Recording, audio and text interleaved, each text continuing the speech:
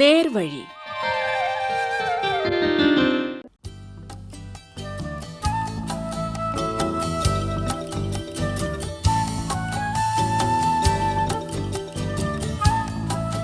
നമസ്കാരം പ്രിയ ശ്രോതാക്കളെ. ഇന്ന് നേർവഴിയിൽ Thiruvananthapuram national association for the ബ്ലൈൻഡിലെ കമ്പ്യൂട്ടർ ഇൻസ്ട്രക്ടർ സജു ബാലരാമപുരവുമായി ദിലീപ് എം കെ നടത്തുന്ന അഭിമുഖ സംഭാഷണം കേൾക്കാം.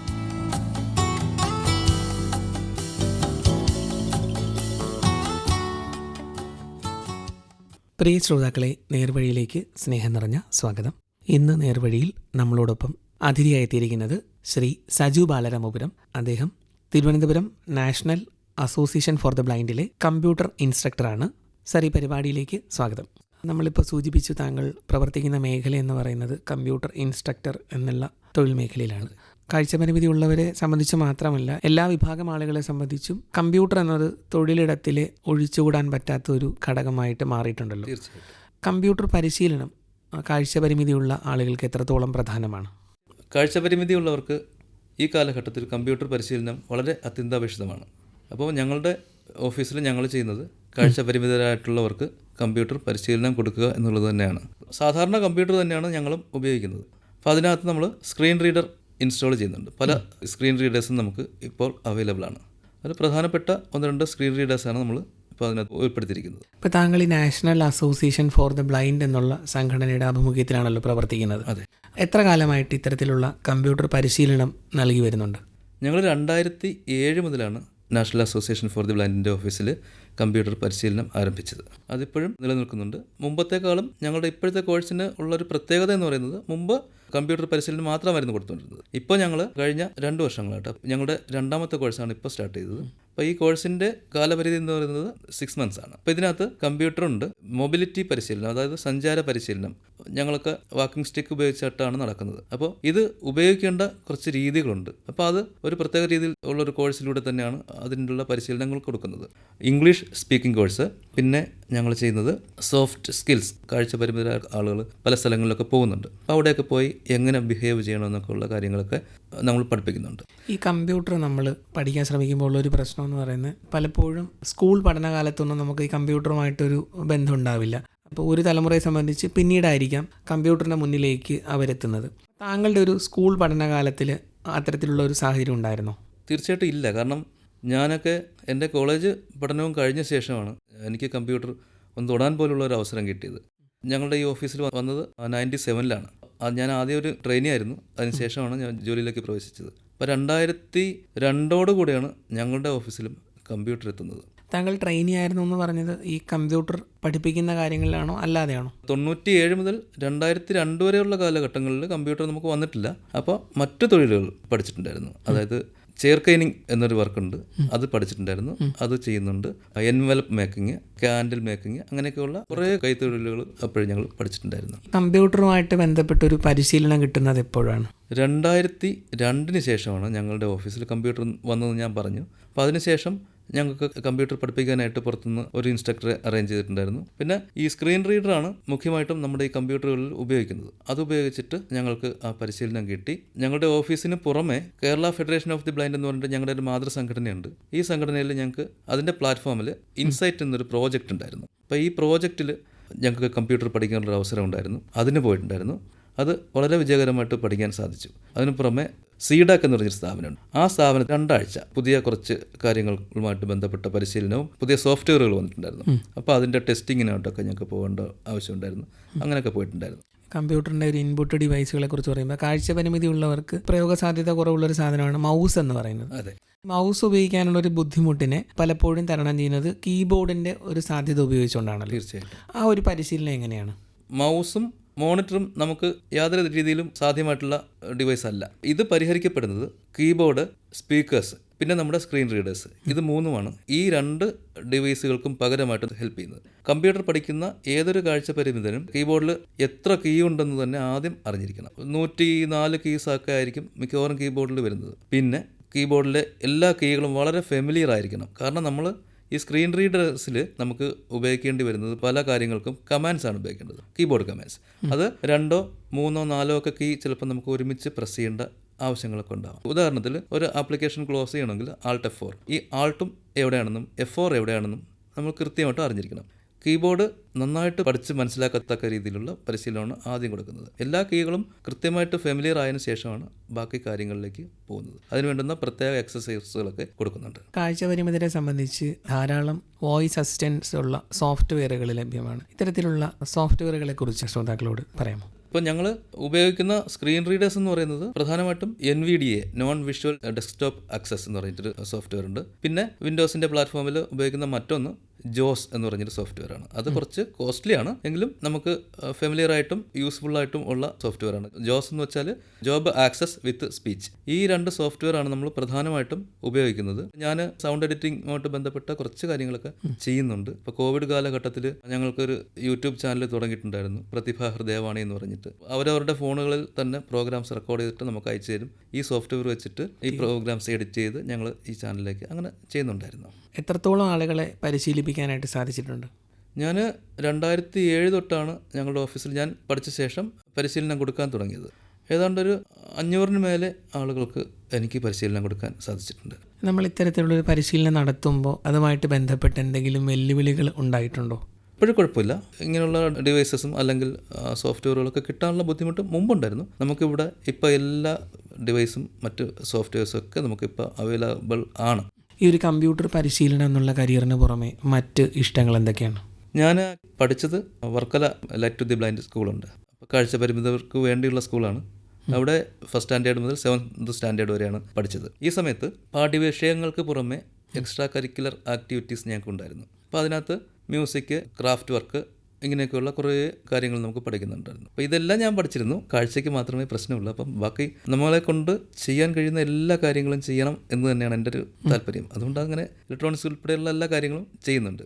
സംഗീത ഉപകരണങ്ങൾ ഏതൊക്കെ? പറഞ്ഞു വന്നത് മ്യൂസിക് പഠിക്കുന്നുണ്ടായിരുന്നു. മ്യൂസിക്കിൽ ഞാൻ അവിടെ സ്കൂളിൽ പഠിക്കുമ്പോൾ ഹാർമോണിയം, തബല ഇതൊക്കെ ഞങ്ങൾക്ക് ടീച്ചേഴ്സ് പഠിപ്പിച്ച് തരുന്നുണ്ടായിരുന്നു. അപ്പോൾ അത് കഴിഞ്ഞ് എൻ്റെ ഹൈസ്കൂൾ പഠനം കൊല്ലത്തായിരുന്നു. അതിനുശേഷം യൂണിവേഴ്സിറ്റി കോളേജിലാണ് പഠിച്ചത്. അവിടെ മുതലാണ് എൻ്റെ ഈ പ്രോഗ്രാമുമായിട്ട് ബന്ധപ്പെട്ട കാര്യങ്ങൾ ആരംഭിക്കുന്നത്. ശേഷം ഞാൻ കീബോർഡ് വാങ്ങുകയുണ്ടായി. മെയിനായിട്ട് ഞാൻ കീബോർഡാണ് വായിക്കുന്നത്. പിന്നെ തബല, റിതം പാഡ് ഇങ്ങനെയുള്ള പല ഇൻസ്ട്രുമെൻസും വായിക്കുന്നുണ്ട്. ചെറിയ പല ഇൻസ്ട്രുമെൻറ്റ്സ്, അതായത് മെലോഡിക്ക പോലെയൊക്കെയുള്ള ഈ സ്റ്റേജ് ഷോയ്ക്ക് വേണ്ടിയിട്ട് കുറച്ച് ഇൻസ്ട്രുമെൻറ്റ്സ് ഒക്കെ ചെയ്യുന്നുണ്ട്. മൗത്ത് ഓർഗൻ, ഫ്ലൂട്ട് അങ്ങനെയൊക്കെയുള്ള കുറേ ഇൻസ്ട്രുമെൻറ്റ്സ്. എന്തായാലും നമുക്ക് മെലോഡിക്കയിൽ 1-2 പാട്ടുകൾ കേൾക്കാം. തീർച്ചയായിട്ടും.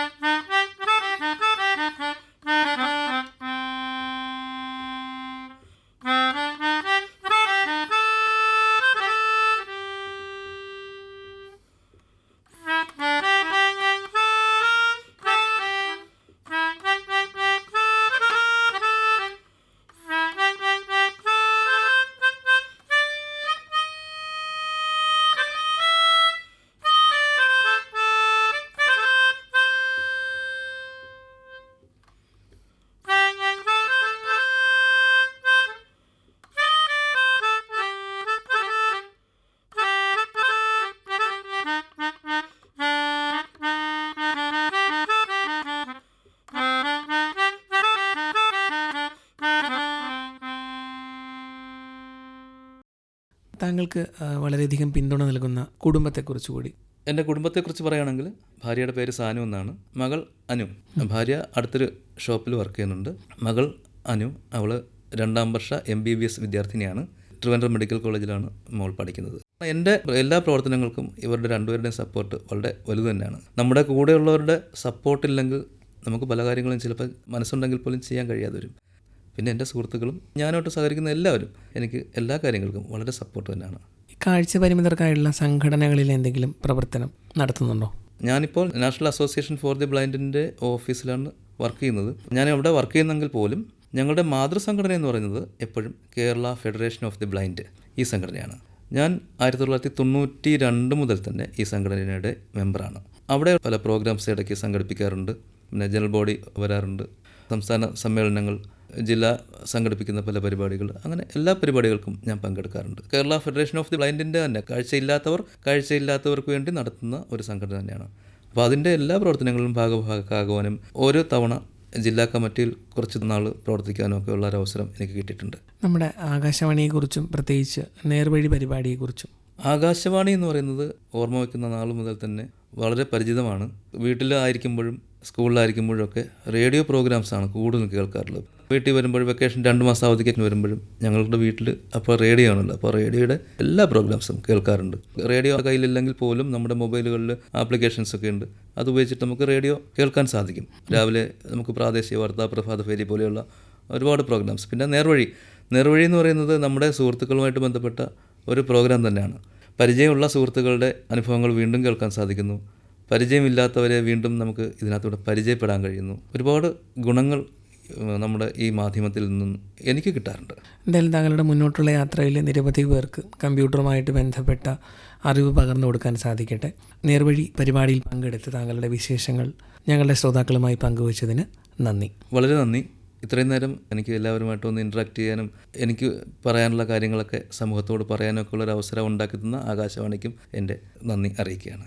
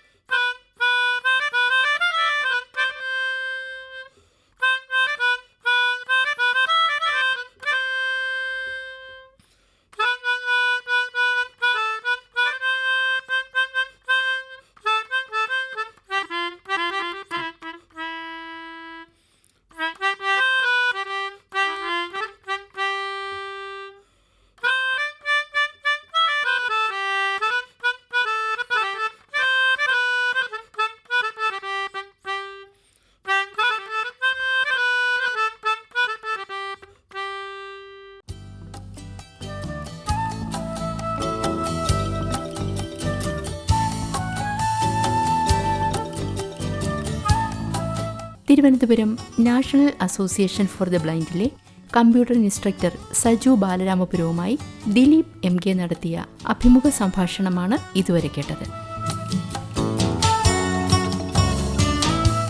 നിർവഹണ സഹായം ശോഭ BT.